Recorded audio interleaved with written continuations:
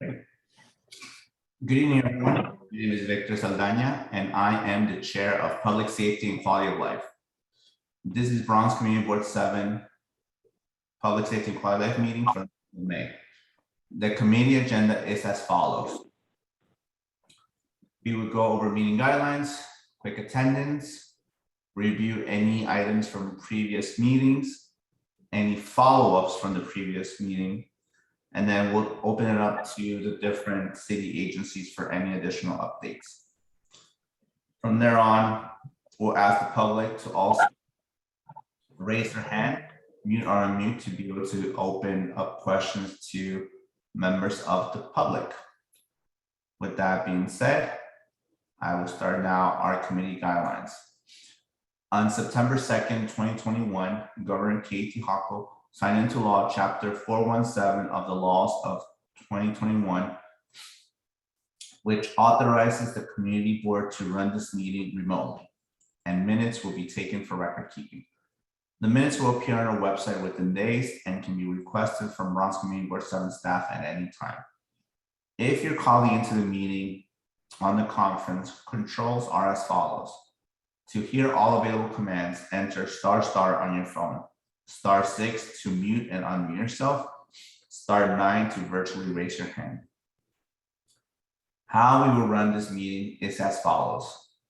Code of conducts for meetings, penalties and actions. Bronx Community Board 7 has the right to remove and or ask members of the public to leave a meeting or block participation of anyone who engages in inappropriate conduct, including but not limited to obscene or offensive images or languages, personal attacks, threats, or any other behavior that reasonably impedes the orderly administration of the meeting. Repeated offenses will be reviewed by the board's executive committee or any other assigned committee for a ban. The amount of time to be objected determined by the above committees or the participant in the event of repeated disruptive behavior. If in-person outbursts or attacks continue, this will be considered disturbing the peace and the authorities should be summoned. Everyone besides the speaker presenter will stay muted throughout the meeting. After each presentation is over, we will inquire if committee members have questions. Committee members will signify that they have questions by pressing the raised hand button on your screen or request to speak through the chat or when the chair opens the floor. Members of the public who have joined through online will be able to ask questions and make a brief statement on the item after each presentation and after the committee has had an opportunity to ask clarifying questions. By pressing the raise hand button on your screen or request to speak to the chat or when the chair opens the floor, only those recognized by the chair of the committee or the vice chair of the committee will be allowed to speak during the allotted time. We will stay on topic with the agenda items. Any other items will be acknowledged by the chair in new business or addressed at the next meeting, granted there is time and the committee agrees on the topic. Following the questions, discussions, and public comment portion, the committee will begin their discussion after each presentation agenda item and will conclude with a decision to vote on a recommendation. When the agenda is finished, the meeting will be adjourned. If there are any questions relating to meeting software or process, please use the chat function or raise hand function now to let Community Board 7 know. So I don't see any hands raised. I guess everyone gets it. With that being said, I'm going to start community board member attendance. I'll start first with our vice chair, Samantha Savazis. I guess I see you. Hello. Yes, I'm here. Sorry. All right. Myrna Calderon, I know she's out sick. Monsieur Chaldry.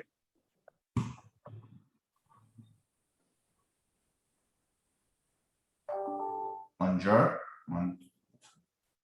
You're here. You might be unmuted, but I did speak to you a little bit earlier, so I know you're here. Lowell Green. Lowell Green is present. Good evening, Lowell. And Maharani Sevajan. Maharani Sevajan is present. Great, we have quorum. So before we open, I know we have members of the city agency on I mean, You heard me, Manzoor Chaudhary present? I did. Okay, thanks. Oh. So with that being said, I want to open up, see if we have any representative from the district attorney's office on the line. Nope. Any representative from OMS? Okay. Any representatives from FDNY? Right, no, so we do have a representative from NYPD, 52nd precinct. So Officer Chavarria, I want to open up the floor to you to give the community an update. Thanks, Victor. I appreciate you having me tonight. Just stepping in for my colleague, Officer Acosta, who had he had to work earlier today. So I'm glad to be here. Really, just update a few things going on in the precinct. You know, crime is still up a lot, citywide, borough-wide, and also in the 5-2. Index crimes were up 44 index. Is it 40? Yeah, 44 index crimes as compared to last year. You know, which is concerning because, you know, our summer is just starting. Some of the things that we are doing to combat some of the crime that is happening is that we have about, I want to say 16 officers, 2 sergeants, like basically a bunch of fly-ins from all over the city coming into the high crime areas in the precinct and just standing foot posts. So you might see more foot posts out there. Just more physical presence. So we're just trying to combat and trying to hold down as much as we can, as best as we can. I know a lot of the complaints in the community recently have been for motorbikes. You know, we do have a pattern with motorbike in Sector Adam rolling up on people, pulling off jewelry or purses from people as they walk. So just being aware of your surroundings and, you know, hearing those motorbikes around. One of the complaints that we had was motorbikes on sidewalks, motorbikes zooming in and around the school areas. Just a few days ago, our youth officers were near an elementary school. They observed someone riding an illegal motorbike. They approached that individual. They were able to stop it safely, which is another issue that we have with the motorbikes. You know, we can't pursue them. So it takes a lot of technique to do it safely so that the officers don't get hurt and the person riding the motorcycle doesn't get hurt. But long story short, we stopped this individual for the illegal operation of a dirt bike on the city street.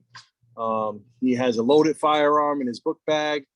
And we bring him back to the precinct, and he's also wanted in a homicide in the 4-0 precinct. So they just did a great job. You know, there are youth officers. They heard some of the complaints. I think Chad, he might be on this chat, but that was one of the things he brought up in one of our prior meetings. So you know, we're looking to beef up the enforcement, especially around the schools and the schools dismissals with the motorbikes. We'll also do the enforcement on the street level as well. Again, it's very difficult to stop them, but that was just one thing that we've done recently that, you know, we're really proud of. And, you know, we're doing a lot. You know, the crime stats are up, but arrests are up. You know, we're doing a lot of things to combat the things that we're seeing. So that's as far as much I have for the crime report. Our next community council meeting will be on May 26th. It's going to be at St. Samuel Church of Christ, located at 2930 Valentine Avenue. That's going to be a 7 p.m. start in person. So if anybody has any questions for the commander, it'd be a great opportunity to go and speak to him in person. And if you guys have any questions for me, I know I don't know if there was any prior questions that you had that you gave to Officer Acosta. I didn't have a chance to speak to him, besides him telling me to jump in, but I'm here and I'll be here all night. So whatever you need. Thank you, Officer Chavarria. So before we open to community board members, I do have a question. So in our in precinct 52nd, I know we have a new task force. How's it been so far? A summary for the past month since they started patrolling our streets. You're talking about the neighborhood safety team? Yeah. Okay, so I mean, they neighborhood safety team is a new thing that we're doing here in the precinct. A lot of the officers, you know, are being trained. Right now, we only have one group of officers who are doing that. I'm not sure exactly what results they've produced yet. There is things that have to take place in order for them to get going. So they recently had a change in the sergeant's position, which limited them from going out and doing some of the things that they would have normally done. So they just got a new sergeant. And a couple of people moved out of those positions. So right now, it's really nothing that I can report as far as the safety teams. But when we do have something that I can report, I will definitely bring that to you in future meetings. Thank you. So I would like to open to committee members. If there's any questions for NYPD 52nd Precinct or Officer Chavarria.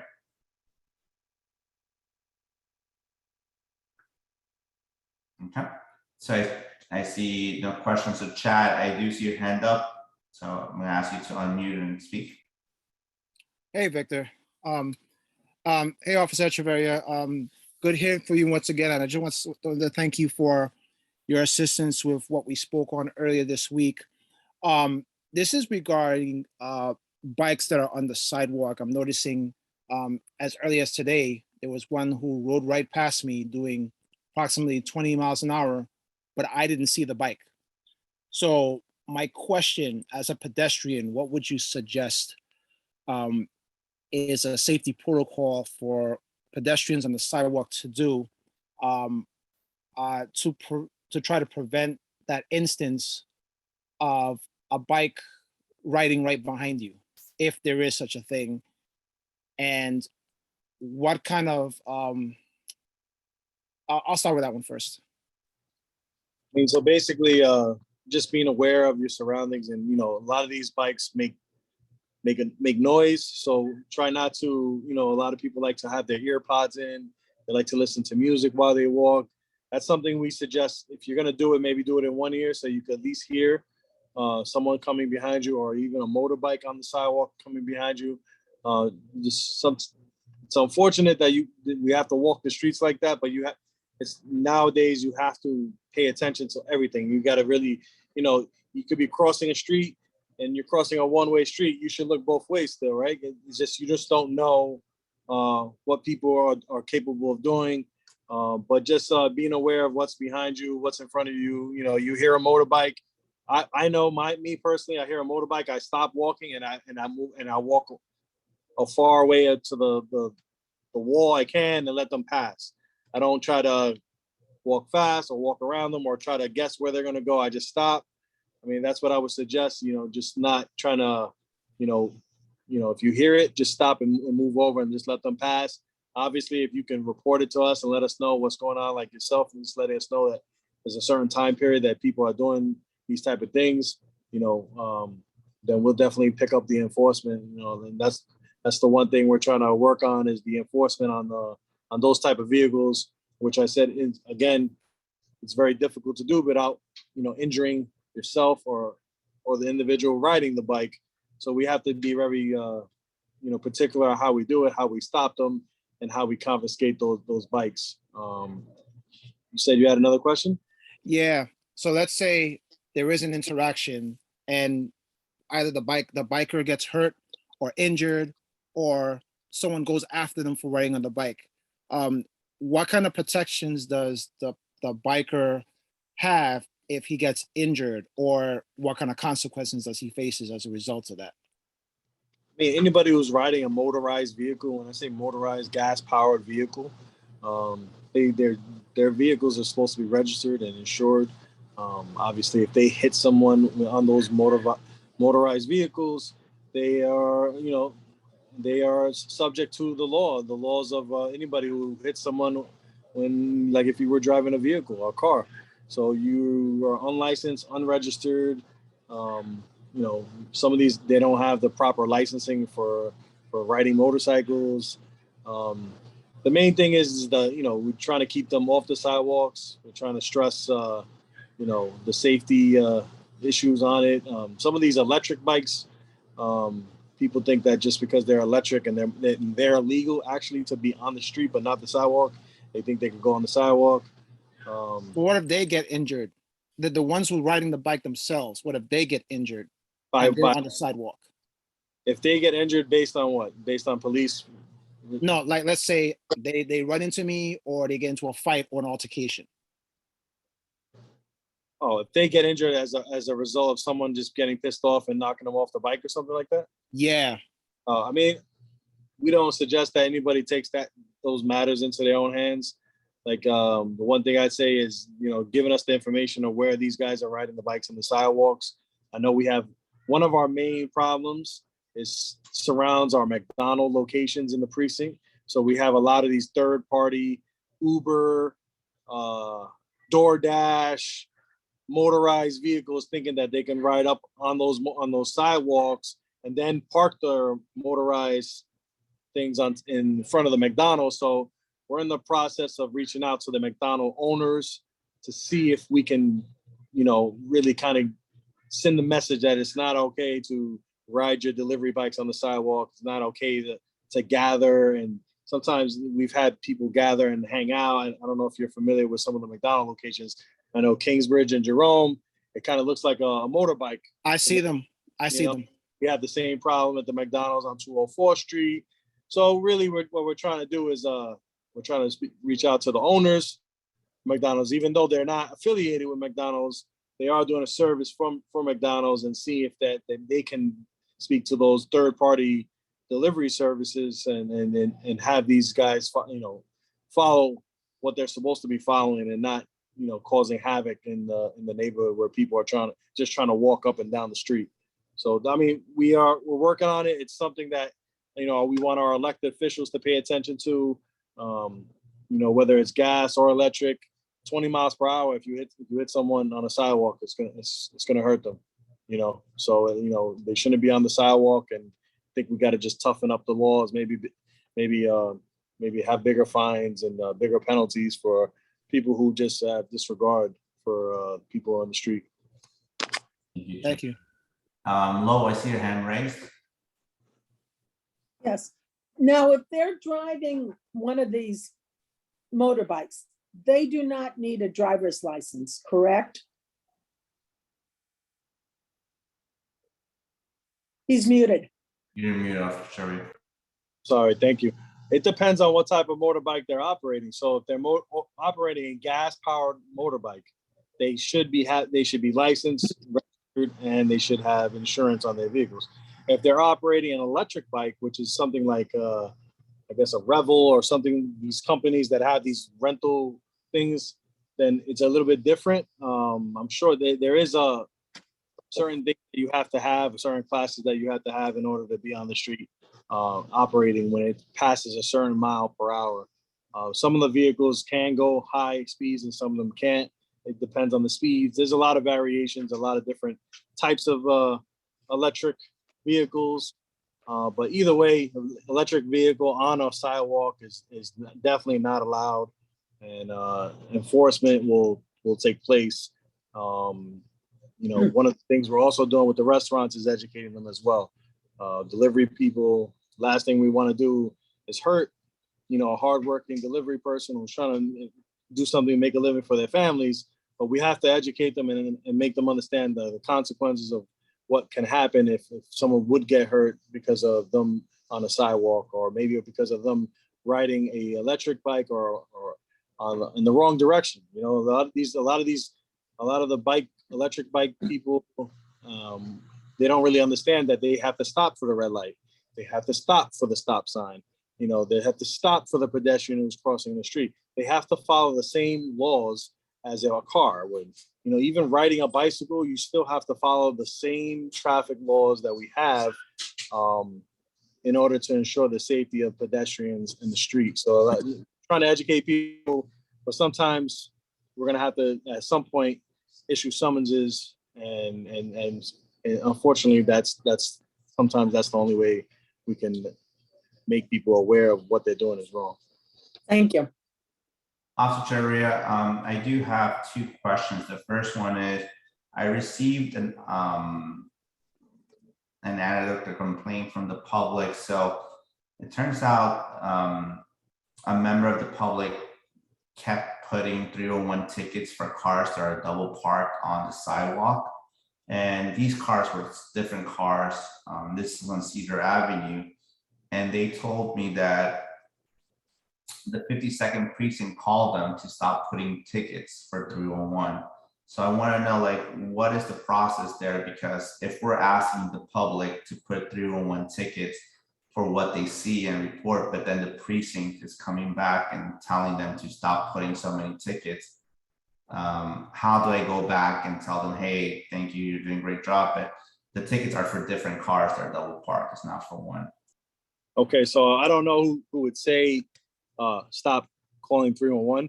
There are people who, through using the 311 app, believe that if you send 30 in a row, the police are going to come a little quicker. Obviously, it does an injustice to everyone who's putting in 311 complaints, because you're just clogging the system. So please, we understand that response times, you expect a quicker response time, and we want to have a higher response rate, but understand that 311s is a non-emergency complaint. Again, as I said earlier, we're up 44 index crimes.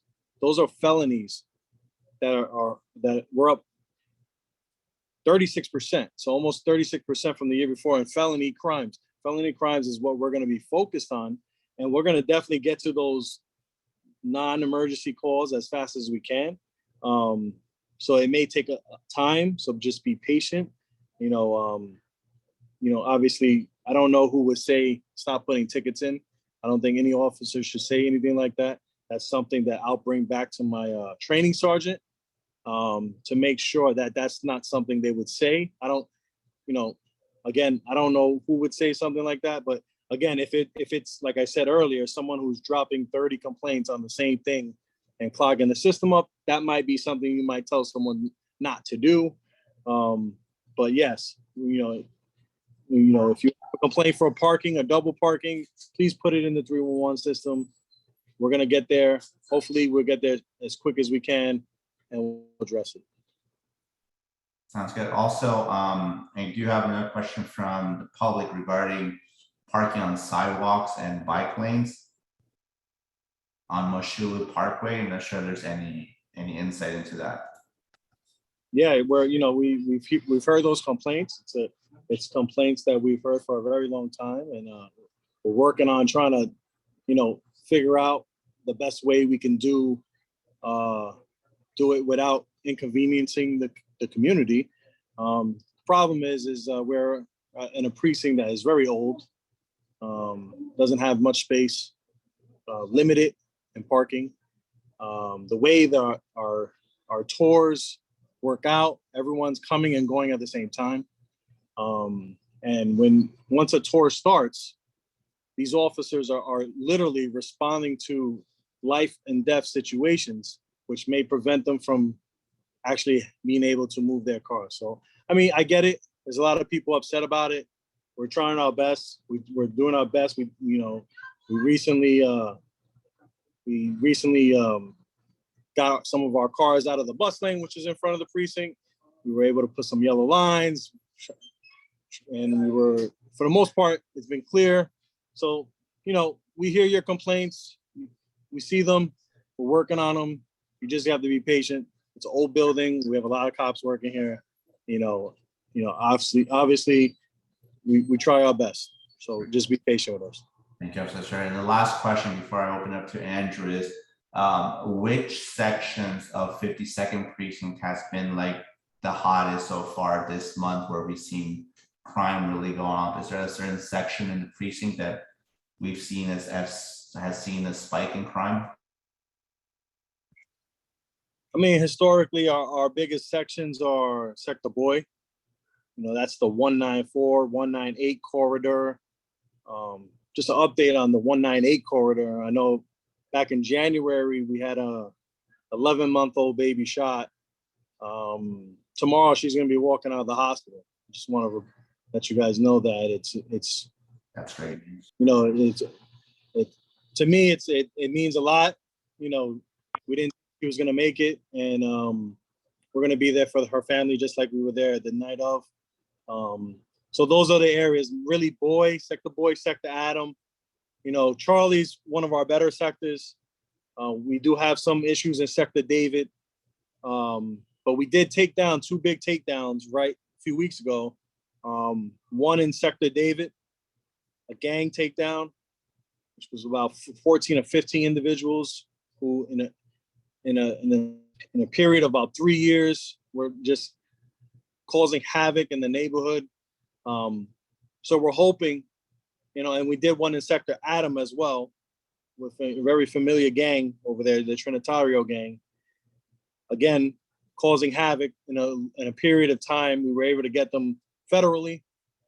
So we're hoping that those big takedowns will lighten the issues we're going to see this summer. Regardless, we know we're going to see those issues. But yeah, mostly Sector Boy, Sector Adam. Those are the areas that you really be aware of what you're doing, be careful. But again, we're up in every sector. So it's really not, you know, something that, you know, we're just working on the best we can.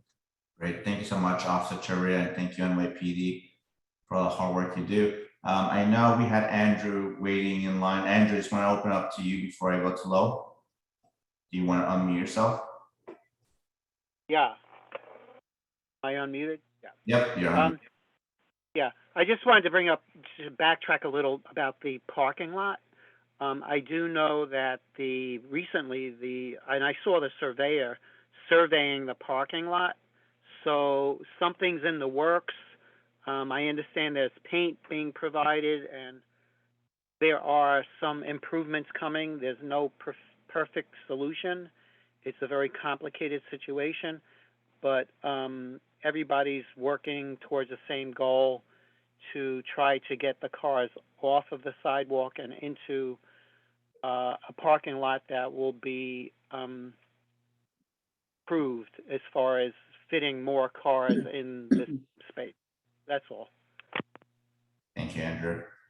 And then Lo, I see your hand raised. Want to open up to you? I want to give a, Lo, you're muted. sorry, I'd like to give a compliment to the 52nd because I think they're doing it.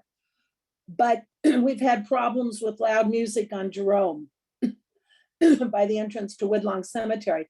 And overnight, suddenly this big, I call it a whiteboard, appeared saying, no loud music, summons will be issued. And you can't miss it. And I just wanted to say thank you very much. And would you pass the word along to all people involved? Thank you. Thank you, Lo. I mean, Jerome, where the cemetery is like a tricky area for us because you have 3 precincts. You have 50, 47, 52. So where those complaints are coming in, sometimes we're not, you know, everyone's saying it's everyone else. But I'm aware of that, but I'm just glad to see, I don't know where it came from, but it came from somebody, and I'm just saying thank you. okay, we appreciate that. Thank you. Did that come from the precinct? Like they set up lights or something? So we do have, whenever there's an issue, usually for traffic stuff, you know, pedestrian deaths or anything like that, we'll put up a board that says, be careful, lower the music, and any kind of major issue. Fortunately, we can't keep it there forever. It does move around. It's something that's like we get from the borough. So it's like 1 or 2 per borough. So we get it for a short period. And when we do get it, we try to use it for what the complaints are, what the issues are. So that would probably be used for that reason, was for loud music. Again, it won't be there forever, but you know, someone sees it. Yeah, hopefully we can get 20 of those for the summer. Would be great. I will take what I get and be very happy. Thank you. Andrew, I do see your hand raised again. I'm not sure if you have a question or a comment. Yeah. So proceeding north on Jerome Avenue, where it meets Bainbridge, where Lowell, she was just talking about that location. Okay, so we all know there's many buses stop there, and they extended the concrete sidewalk into the travel lane so that there's only one lane going north. So, of course, the buses are offloading and loading passengers, and the traffic backs up going north. I cannot tell you how many times I've seen it myself. An irate motorist proceeding north will swerve around the bus over the double yellow line, head on to any vehicles proceeding southbound. And more importantly, if a pedestrian decided to cross in front of the bus, because the bus obviously is not moving because it's discharging or letting passengers into the bus. If a pedestrian were crossing in front of the bus, and try to picture this, they would look to their, let's say they're going from east to west, they'd look to their right and see, oh, there are no cars coming southbound. There's no reason for me to look south. There's no cars coming from the north, proceeding southbound. There's no reason for me to look to the left because there's a double yellow line. There's no car that could possibly proceed north. So it's just, I hate to say it, but it's an accident waiting to happen. I've never seen any enforcement. I guarantee if you put somebody there, they could give out like 20 tickets in 4 hours. It's just so common, and I think it's so dangerous. So if you don't understand what I mean, please go there and look, and you'll understand what I'm saying. A pedestrian is going to get hit by some maniac going around that bus. Thank you. Yeah, thank you. Thank you for bringing that up, Andrew. I've seen it. I know exactly what you're talking about. These sidewalks that were put in for pedestrian safety. So I guess they do work a little bit, but again, in situations like that, where these cars are impatient and they think that they can just go around a bus at a high speed, I've seen it. I know the location you're talking about, and I'll also bring that up to our traffic safety sergeant to do a little bit of enforcement over there, so people can understand it's not okay to do that. But yeah, I think the sidewalks that were put in cause a little bit more of an issue than if it were just the regular way. But I have no control of where they put sidewalks. But yeah, I do agree with you, and thank you for bringing it up. We'll make sure that we'll do enforcement in that area. Thank you. Before I move on to additional questions, I do want to open to members of the public, see if there's any additional questions for NYPD 52nd Precinct. I don't see no hand raised. So Officer Chiria, thank you so much for coming tonight. And again, thank you to NYPD 52nd and NYPD for always looking out for us and all the hard work you guys do. Thank you so much. Anytime, Victor. I'll put my information in the chat if anybody wants to reach out on the side. Thank you. So I do see that we do have Erica from the Bronx DA join us. Erica, before I more or less the meeting for any other items, open up to the public, do you have any updates from the Bronx DA? So we hosted the prom drive. We received over 400 dresses and suits. They will be distributed at a pop-up shop for students from all throughout the borough. This is with our partnership with Bronx Fashion Week. Also, we hosted an extremely successful child safety fair where we provided different things like the kits that are given to people who have newborn babies for cleaning them. We gave them wipes. We also provided costumes. So we actually had an organization donate brand new costumes. So each child that attended got to go and choose a costume. And we literally had like a million police officers, superheroes, princesses running around everywhere. It was truly an amazing day. Besides that, at the moment, I don't have any announcements. Besides that, I'll put my contact information in the chat. Please feel free to reach out to me for any questions or concerns. My apologies for joining late. I was providing a workshop to Law, Government, and Justice High School. With the influx in crime, so many people have been asking us for workshops and asking us if we have any other resources or we know other resources to keep our kids engaged and keep them off the street. So we've been kind of running everywhere with that. Thanks so much, Erica, and thank you, CA. Again, if there's any other activities or anything that we need to let the community know, please let us know so we can spread the word as well and help out. I do want to open to community members and members of the public if there's any questions for the Bronx DA. Please raise your hand or put in the chat. Okay, so thank you, Erica. I don't see anyone. So before we adjourn this evening's meetings, want to ask committee members if there's any questions or any items that you like that we bring up at the next meeting in June.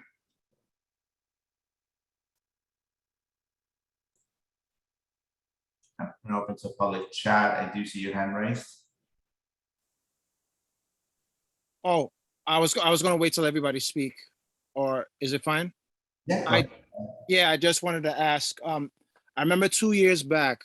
I don't know if it was you, Officer Echeverria, or if it was Officer Revron, who had asked members of the board if they wanted to help with some fireworks awareness for July 4th and handing out, posting the flyers in certain areas of the neighborhood. Perhaps this might be a good idea just to remind people how important it may be to remind people about the fireworks, and if anyone is able to help out PD, maybe we can state the ask right now. Is that okay with you, Officer Echeverria? Yeah, absolutely. It was me. We went out. I went out with you, Chad, and it was a few years. Was it a few years ago? Last year, actually, and the year before. Yeah, it was last year because it was doing. I remember us wearing the mask and all that. Yeah. Yeah. So I have signs. The sooner the better. If anybody needs signs, want to put up in their buildings, the lobbies, just to remind people that obviously the fireworks are illegal in the city. It could be danger to the person using them or residents. So just if you need any of those things, I could definitely help you out. And again, I look forward to doing it again, Chad. If you're willing to do it, we'll go ahead and do it in your area as well, and anybody else. And I'll go. Just let me know. Give me a call, and we'll go out there. And I'll provide the signs. I'll provide the staples and the tape. Just need just a little bit of help just putting them up. So definitely. I'm down. Sounds great. Thank you, Officer Cherry. We'll make sure to spread the word as well. We have contact information as we get ready for the summer months. I do see a hand raised from a phone number ending in 0929. You can unmute. Oh, hi. Regarding the fireworks, this week, a couple days ago, at the corner of Valentine and East 204th Street, I was walking down to the pizza shop, and boom, somebody, I don't know where it came from, but I mean, it was like a blockbuster. We used to call them M80s. I don't know what they're called now. Anyway, I went and got my pizza, and boy, in a couple minutes, the neighborhood was swarming with uniformed NYPD officers scanning the ground, I guess looking for bullet casings or whatever they're called.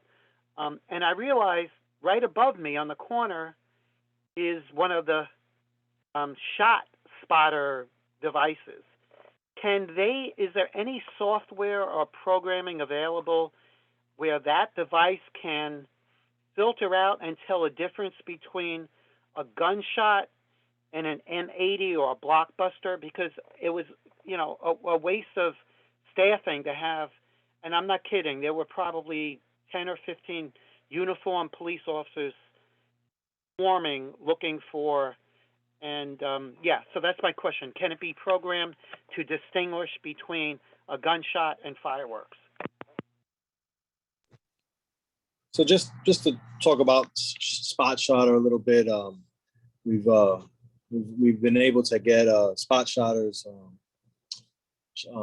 throughout the precinct. There's some areas that still don't have it, but the areas that do have it, we've seen a significant increase in response time. One of the things that the officers can do is actually hear it themselves. We can get that. The way it works is someone shoots a firearm or makes a loud noise, a firework, or maybe even a backfire of a vehicle. We have someone who listens to those sounds, and based on what they hear, if it sounds like a firearm, we're going to go investigate regardless if it is a firearm or not. We're going to investigate. If you know it's a firework and you can approach and feel comfortable approaching the police vehicle and just let them know, hey, I just saw 2 kids playing with fireworks over there, then that would help us reduce the response. But the system works great. We respond to basically sounds of a gun being shot, sometimes quicker than someone that can call 911. Usually, when it is a real shooting, we're going to get both the shot spotter and a 911 call. And usually that's when you see a larger response. But, the officers can hear the sound because it sends us the recording. And, some officers can tell if it's a fire shot but sometimes it's a backfire of a vehicle as well. Usually what they're going to do is ask people in the neighborhood, hey, did you see anything? And if you did see it was fireworks, just let them know it was fireworks. Because we don't want to be wasting our time looking for, gun ballistics for no reason. But yeah, it's a great system. And, since we've had that system, it's another reason why we've gotten so many guns off the street this year. So it's just something that works. It's something that's used nationwide, actually. And that's something that only works with the cooperation of building owners in the community who care about their residents, who want to make the residents safer, and allowing us to put those devices in areas that would be able to detect those noises. So it's a good system, and it really does work. But yeah, sometimes we do investigate things that are false, sounds. But yeah, if you saw someone doing the fireworks or know it was fireworks, you can always help us out and let us know. Thank you. Are there any other questions from the public for the committee and NYPD second or any agencies? Sure. I don't see no hand raised or no items. So our next meeting will be on June 9th, 2022 at 6:30 p.m. We will have it virtually. If you do have any questions or any items you like to have an update by them, please reach out to Community Board 7 and we'll make sure to add to the agenda. With that being said, again, I'd like to thank Officer Charia, Erica, for joining us this evening, and you, the community, for joining us again this evening. So again, if I can get a second motion to close the meeting, then we'll adjourn the meeting. I, Samantha Suvatsa, second the motion. Great, thank you so much. Thank you, everyone. Have a good evening. Enjoy some sunshine, and we'll see you next month. Thank you. Thank you all.